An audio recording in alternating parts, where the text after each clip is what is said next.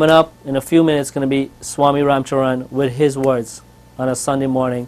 Inspirational words that's going to put you to relax, and you will gain something at the end of the show.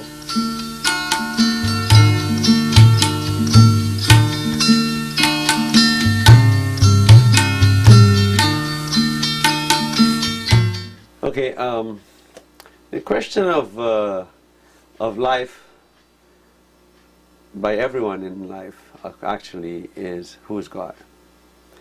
So with great love, with great respect, I want to welcome you again to the Lifecofe series from the Hindu Learning Center in Miami, at the behest of MGN Funding, who has offered us this great opportunity to help you understand your life and yourself and your path and your past and your present and your future.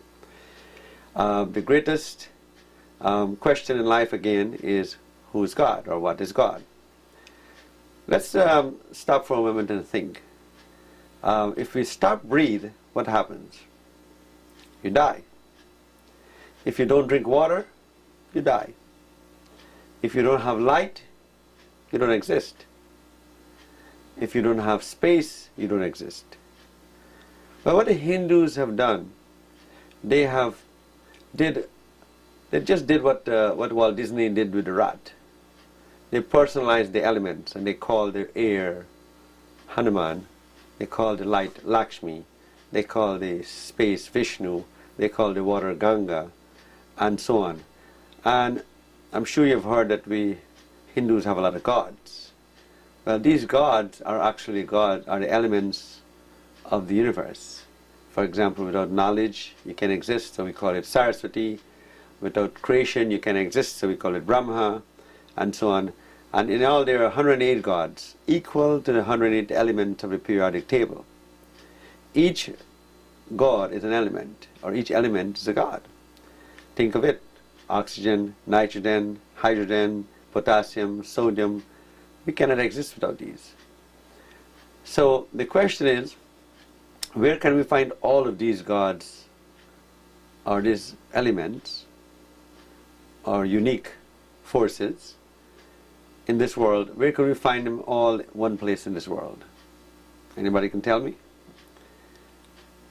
I'm going to give you a chance to answer that. But before we answer the question, first of all, we need to understand that in Hinduism, it's not a religion, it's a science. It's a science of life. And so what happens now is, when you really think of it, nature is our gods. The elements of nature are gods. So now, tell me now, if you think carefully, tell me who doesn't need air, water, light and space and everything? Nobody in the world. So therefore, everyone is a Hindu. Technically, whether you like it or not, you're a Hindu. Because a Hindu is a person who worships nature, and who respects the air and the water and light, and who is very thankful for it. Which is why we say the word Namaskar. Namaskar means we see the God in you. Namaskar means I see the God in everyone. So when we do Surya Namaskar, which is known as this adoration of the sun, or salutations to the sun, we are really saying that, okay, you are God, I recognize the God in you. So now let's go back to the answer. Where can we find all 108 elements? They are in your human body. All 108 elements are in the human body. So now where is God? God is you. So when you doubt God, who you doubt? You doubt yourself. If you don't believe in God, you don't believe in yourself. So each person have a fingerprint of their own. There's a unique fingerprint for every person. Even the people who died have a different fingerprint while they're alive. So technically God exists in you as you. This is the teachings of Hinduism, that we don't have a specific philosophy that you have to follow, like other sections of society and religion. We specifically say you have to follow the universe. And so the universe is what controls our life. So technically, if you are God, in fact, if all the gods are you, you have knowledge, you have space, you have light, you have then technically speaking, if you are God, then if you doubt God, you doubt yourself. If you don't believe in God, you don't believe in yourself. So whatever you do to God, you do to yourself. And so whatever you drink, whatever you eat, whatever you say have a lot to do with your life. So if something dies, you bury it, so that makes your stomach a burial ground. If you, of course, cover yourself in darkness, then you're covering technically God in darkness. So all of this is what creates you see. So what you wear, what you eat, and so on. So that's how puja comes into the matter now. Puja says, whatever the mother or father are thinking at the time of the pregnancy, it determines your life path. That is why we take your month and day of birth to form the life code. Because whatever the month and day of birth was formed to make your life code, that is what determines what your mom and your dad was doing at the time of the pregnancy. Sort of like if an apple comes from an apple tree. If the tree is rotten, the fruit is rotten. So therefore, whatever you are doing, whatever your parents are doing at the time, have a lot to do with your life. And that's how you get your life path. So when you're born under certain numbers like 6 and 9s and 4s and 1s, and so 1 will create loneliness, 4 will create hard work in your life and tension and stress, 6 will create diseases and frustration and disagreements with families and so on, 9 will create health problems and diabetes and cancer and so on. All of these is because of what your parents were doing at the time that gives you karma. So if you're born under, for example, a deity, for example, if you're born under Lakshmi, obviously you would want to know that, okay, that Lakshmi puja will be very beneficial for you, and so that will make your life a lot better. If you're born under, for example, Shiva, you will want to do Shiva puja because that will create more good things for you in your life, and so on. And if you're born under Kali, you don't do Kali puja, you do Hanuman puja, because Hanuman was the one in the Ramayana, if you remember, that controlled Kali. So the whole idea is that you do a puja according to what requirements are happening in your life at that time, or what occurrences are happening in life. For example, you have money problem, you do Lakshmi puja. If you have husband problem, you do Shiva puja. If you have problems with husband, you do Shiva puja. If you have problems with mother, you do puja to Gauri or Durga and so on. And if you have problems with health, you do Hanuman puja and so on. So you don't really do a puja just because someone says do a puja. If such is the case, then you might be fixing the radiator of the car when the transmission is broken. So that makes sense. So if the radiator is broken, that's what you fix. If the transmission is broken, that's what you fix.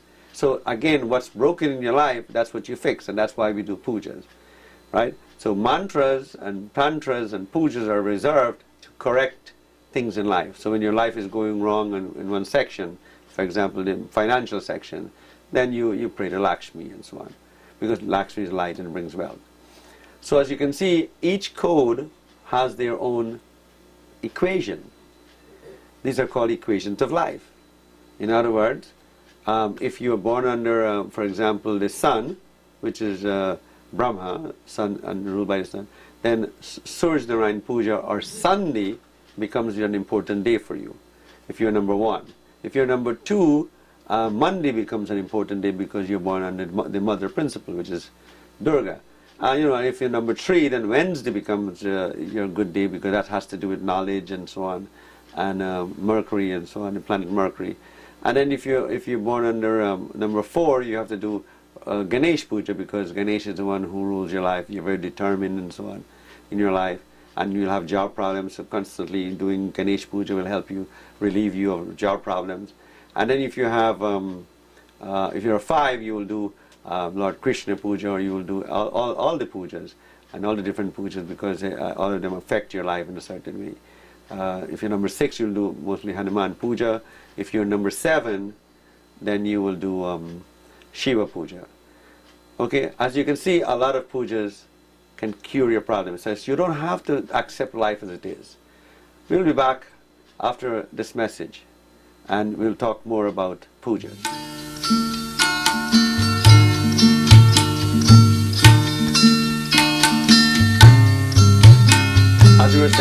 the number 8 person is a person who's born in a Lakshmi, and therefore should always do Lakshmi Puja. However, number 9 is a little bit different. If you're number 9, you have to do prayers to the sea, prayers to the ocean, because you're a person who likes water. You take long showers. You like to you get frustrated very quick, tend very quick, and so on, and you're susceptible to a lot of diseases very quickly. So you will do a Ganga puja or bathe in the sea and so on. And you should do all the pujas and so on, like puja to Shiva and so on. I've written a lot of books about pujas, but the main thing is that in every puja it's a journey. You journey from the earth through the mother, through the you reborn. You go through from Ganesh. You reborn through the mother. You come through the earth, then you go up into the Kalash, which is this atmosphere, and you get into to the outer space, which is known as the moon and the sun there, which gives you Lakshmi Puja. And then on top of the Kalash is the light, which is Lakshmi, and then from there you go to the Navagrahas, which is the planets and so on. And then you once you reach that, then you will see that a lot of the puja is really scientific, because the after the Navagrahas is known as the North Pole. So here's a picture of the puja, how the puja would be done, the procedure of a puja. And so if you notice that it takes you through the universe and so on, and that's what helps you to correct your life, because when you correct your life, everyone's life is corrected around you. So saying a mantra or doing a puja is not really a bad thing. It's really a good thing, and one should consult with a Brahmin priest, and rightly so. Ask him to do the puja for him. When the Brahmin priest or the guru does the puja for you, it's much more powerful rather than you doing it on your own. However, there are small pujas that you can do on your own, for example, Surya Namaskar and so on. But when you have your guru do the puja, it's an intense session that lasts almost 3 hours and so on. So this is the procedure of the puja. If you ever want to know what a puja is, just go to my website. I have written a book called The Science of the Hindu Gods, and explains all the gods. And you can go to scienceofthehindugods.com, which will explain all about pujas, about what the gods mean and so on. And go to swamiram.com, that will take you to all the sites of the puja sites and so on. We have produced a lot of books. You can go to the pujaswami.com or ritualscience.com, and you can see all of these books. This is one on Ganesh Puja. This one tells you how to bless your home and so, and using this puja to bless your home and to make sure your home is not riddled with spirits and so on, to take out all of those things. And then we have a Pitri Puja book, which requires that you worship your ancestors, because without your ancestors you will not be part of the generation. And if you're suffering because of your generation, then this is a good puja to do. And then we have Ganga Puja, which is a puja to the ocean and so on. This is a very good book. It explains how the oceans affect your life. And here is one for Navagrahas, where Navagrahas is the one that controls the planet, how planets control you. It's connected to very deeply with astronomy and astrology, and tells you how you can use the planets to your advantage.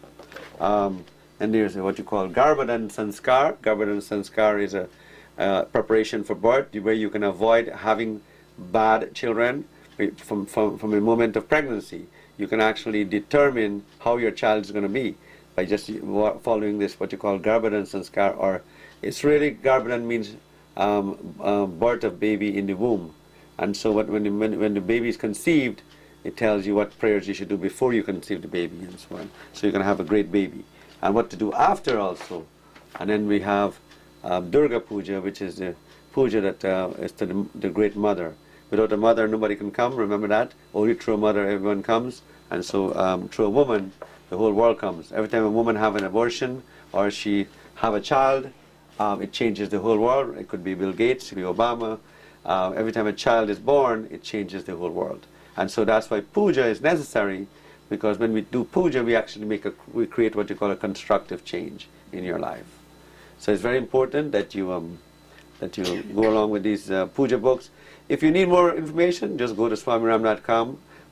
You can always get these books, and you can consult your pandit and your Brahmin priest to help you do the pujas and so on. I, for one, specifically don't specialize in the puja, but you can get your priest to do it, and you'll do a lot better. That's why we do pujas and so on with great love, with great respect. I want to welcome all of you again to the Life Coach series of the Hindu Learning Center, and to go to MGN Funding if you need help for your mortgage and so on. If your things, they're very helpful in promoting this program and giving you all this knowledge and so on. Marlon, thank you very much again for this opportunity.